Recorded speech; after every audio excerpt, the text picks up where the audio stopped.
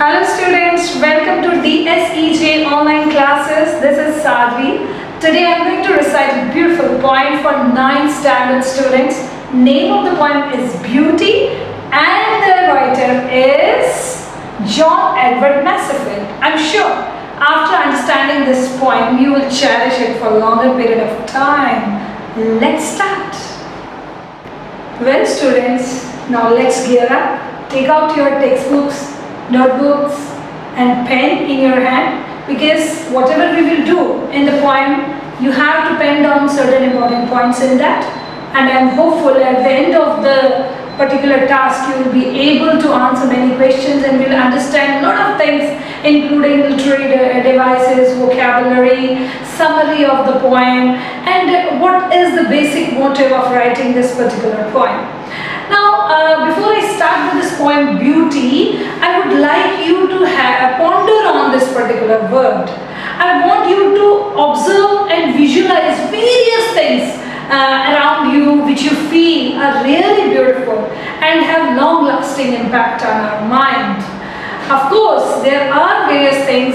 If you talk about places where we go with our parents, or sometimes for summer camps and so on, there are so many things which have indelible impact on our mind. So keep all those things in your mind. It will definitely help you to understand poem in a better manner.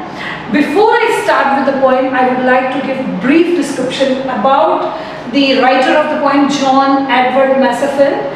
He was considered as one of the best novelists, poet, dramatist and journalist. In fact, he was an English poet. He was born on 1st June 1878, and there are so many works he has done so far as the literary work is concerned. Let me start by his adventurous novel, the name that was quite famous novel, Sardhaka. And he has not only written that adventurous novel, he wrote novels related to children, and one of the novel which was famous was The Box of Delight, and it was considered as bestseller of the time.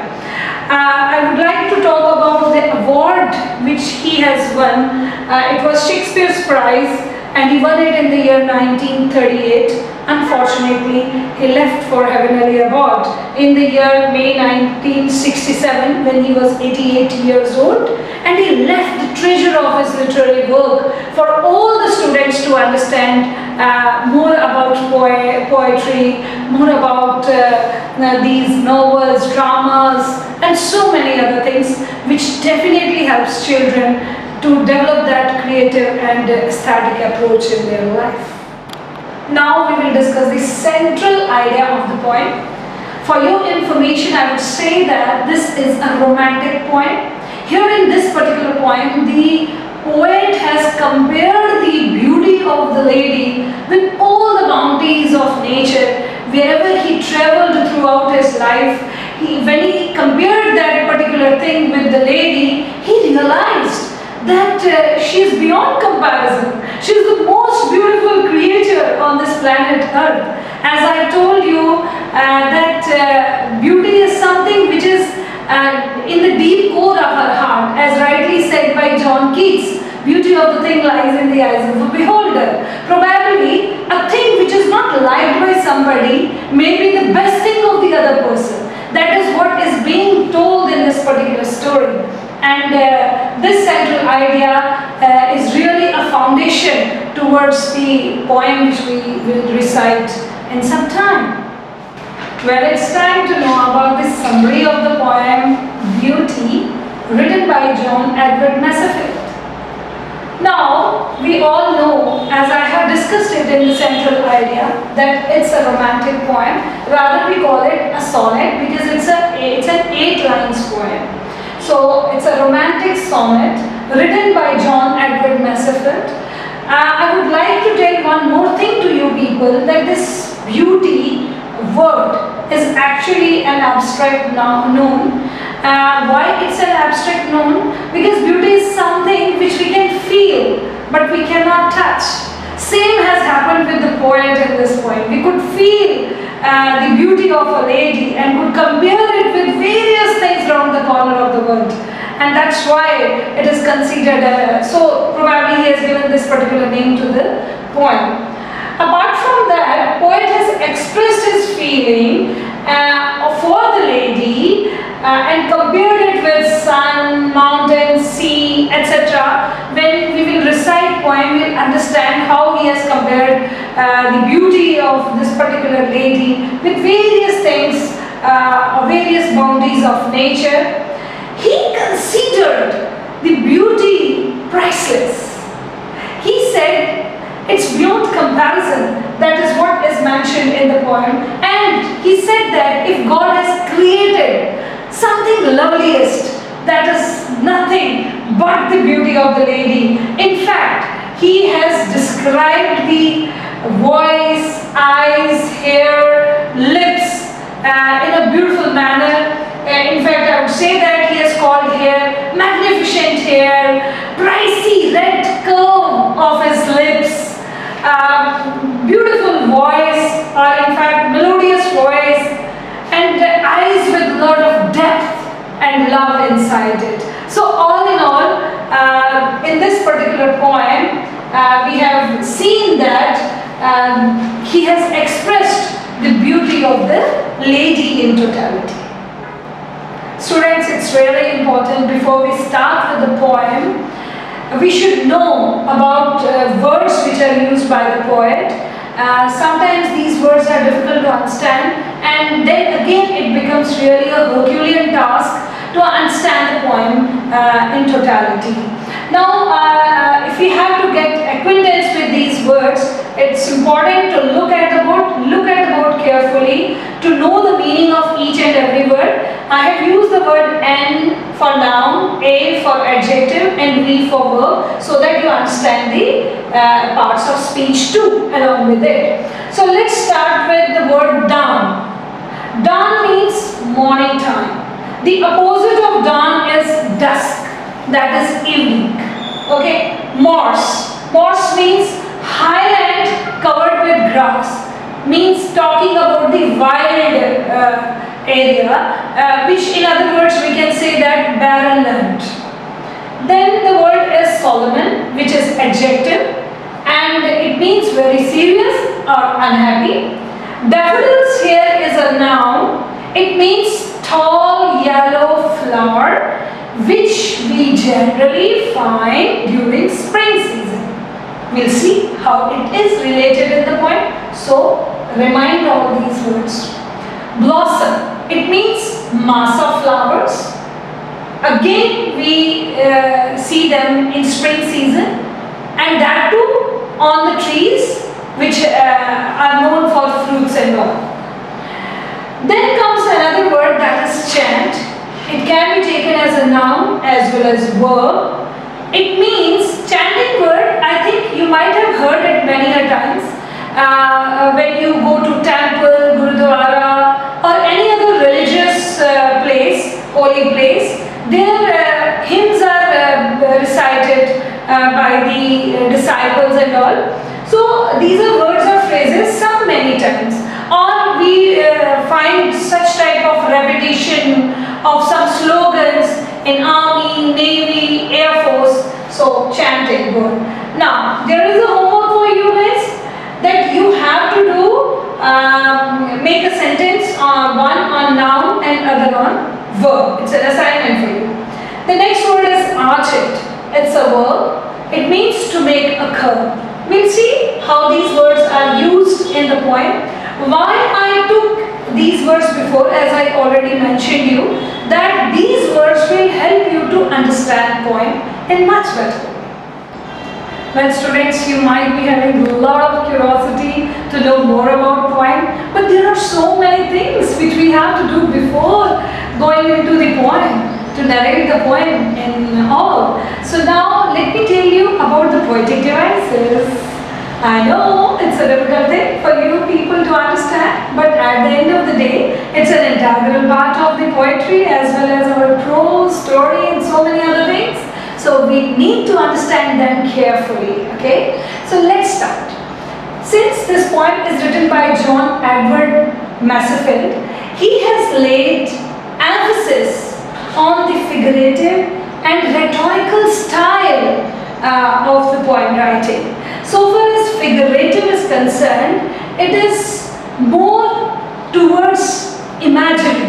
Imagery is something which is associated with the senses, where we have visual imagery, tactile imagery. We start feeling that particular poem. We start, for example, he has mentioned daffodils in the poem, so it is something which is associated with the fragrance. So this is the kind of imagery he has used in the poem. So far as this word rhetorical is concerned, it is the art of writing and speaking where the poet or the author tries to persuade others for the material he has written. So when you will read that poem, you will understand how beautiful this poem is. In fact, he has truly tried to persuade us at the end of the day that the thing which you love the most is precious, priceless, and cannot be compared with anything else. Apart from that, you will find simile, personification also in that poem. I'll explain you when we will move to the paragraphs of the poem. Then the tone of the poem is romantic, already mentioned, sensual and appealing to the senses. Appealing to the senses means figurative, imagery is used. And the scenario, if we talk about the scenario he has depicted, he has divided it into three parts: dawn, afternoon, and sunset. Then compared it with the beautiful lady. So all in all, it will help you to understand the poem later on when we will describe it properly. Well students, after understanding the poem, we will be able to answer few questions like this. Questions are: what are various things of beauty the speaker has seen? We have already done summary and central idea. I think at least you are able to little bit clarify this particular point. Second question is, what are the loveliest of all these things God has shown to the poet? Third question, why does the poet compare dawn and sunset with slow old tunes? So this question definitely will have a curiosity in your mind to understand why it is compared with slow old tunes. We'll listen to the poem and understand what the right answer is. Well students, it's the time to recite the poem. Open your textbooks and start reciting it with me.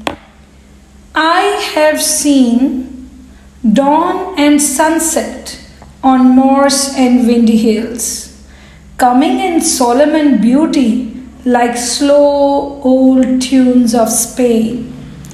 I have seen the Lady April bringing in the daffodils, bringing in the springing grass and the soft warm April rain.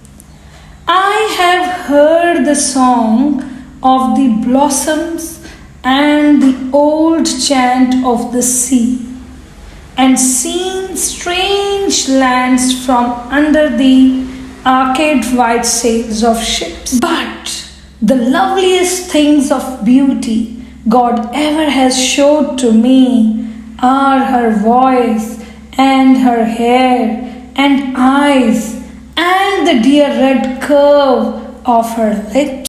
Now students, focus carefully as I am going to explain this poem line by line. Let's start with the first line. I have seen dawn and sunset on moors and windy hills.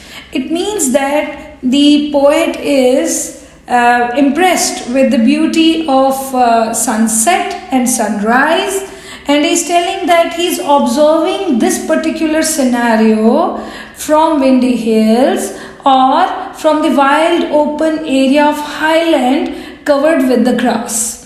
So actually in these lines he is trying to tell us that this is really a beautiful scene he is observing. Next line is coming in solemn and beauty like slow old tunes of Spain. In these lines He's trying to tell us that about the coming of beloved person. In this poem, the poet has presented the beauty by using reverse elements of nature. The poet compares the beauty of nature with the human beauty by saying old beauties of Spain. Here, he has used simile in the sense, let's read this line again, coming in Solomon beauty like. The word like is used. Like and as to compare is used in this regard, and then we call it a poetic device, simile. In the next part, the lines are, I have seen the Lady April bringing in the daffodils, bringing in the springing grass and the soft warm April rain. We all know that spring is considered as the beautiful season. In this particular season, neither we have very hot nor cold. So we enjoy the climatic condition. Even children, they love spring season. But the poet has expressed that even though it brings daffodils are the beautiful flowers, yellow in color, which enhances the beauty of nature. And he has talked about springing grass, rich fresh grass, which grows on the soil, and the soft warm April rain. All these three things soothes the soul, mind, body. He talks about all this, but when it comes to the comparison, he again says that it somehow is not quenching the thirst of beauty so far as the poet is concerned. Here, the word daffodils and April rain are used as imagery because it touches sense of smell. Coming to the next line, I have heard the song of blossoms and the old chant of the sea. Here, the word song for blossoms and chant for sea depicts that the poetic device personification has been used in these lines. When he talks about these two things, blossom and sea, we all know that again it enriches the soul with that beautiful sound and energizes us, brings zeal and enthusiasm in us. And when he's expressing these lines, he's actually telling that this is something which is enjoyed by all. And then he says that he has seen strange lands from under the arcade. Arcade means curved, wide sails of ships. In fact, he is talking about all the bounties of nature, underwater, above the surface, terrestrial. He has not left any stone unturned to express the beauty of nature. But then his appetite is not fulfilled. This urge of enjoying that beauty is not fulfilled just by talking about the bounties of nature. That's why in the concluding lines of the poem, he has used the word but. But the loveliest things of beauty God ever has showed to me. That means he has indelible impact of beauty of that particular lady in his mind, and he appreciates the work of God, that he created such a beautiful human being. And then he has mentioned that are her voice and her hair and eyes and the dear red curve of her lips. That means he is talking about every single element.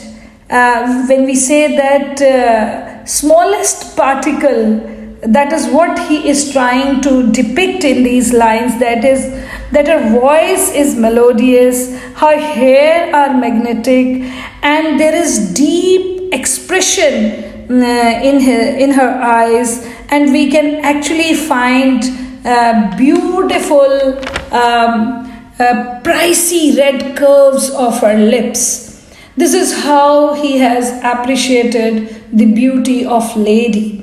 At the end, we can conclude it by saying that he has traveled various places. He observed, heard, and enjoyed various aspects of nature. But at the end, he could only talk about lady whom he appreciated. And since this lady is in her nostalgia, that's why he has written this poem to give a tribute to the lady and to tell her how beautiful she is, how beautifully she has been created by the God. If you remember, students, I had given you 3 questions before reciting this poem. Now it's time to discuss those questions, and you will get to know whether you really understood the poem or not. So you have to answer it the moment I'll start with the question. My first question is, what are various things of beauty the speaker has seen? It's clear that he has seen sunrise, sunset, daffodils, April rain, blossoms, talking about the chanting of the sea, and many more. And rest you can add by what are the loveliest of all these things God has shown to the poet? It is vivid in the concluding line of the poem that this is none other than that lady who has indelible impact on the mind of the poet. And when he has to compare it with anything, he says that she is beyond comparison. I recite. Now coming to the third question, why does the poet compare dawn and sunset to slow old tunes? I have already discussed it with you when I was dealing with lines of the poem, and the answer is, in these lines, the poet has presented the beauty by using reverse elements of nature. The poet compares the beauty of nature with human beauty by saying that old beauty is of Spain. So he's trying to compare the way sunset and sunrise goes with the snail pace movement. It takes whole day to move from one part to another. Similarly, these old tunes and all, it doesn't give that much of energy which we talk about. Rest, read the poem again, understand it carefully, and then give answer to the questions which I have given in the home assignment. Finally, we are at the concluding part of the session, and this is the most interesting part for the teachers because it's the home assignment time. There are 3 questions which you all have to do, and the first one is, how does God's creation appear to poet? How does the poet describe the beautiful things? And the third one is, what's your idea of beauty? So all in all, students, today we are done with biography of the poet, then central idea, summary, vocabulary words, poetic devices we understood, finally we recited poem, and then we understood it line by line. I am hopeful this poem has definitely enriched your knowledge and information about this beautiful poem written by John Edward. Thank you very much.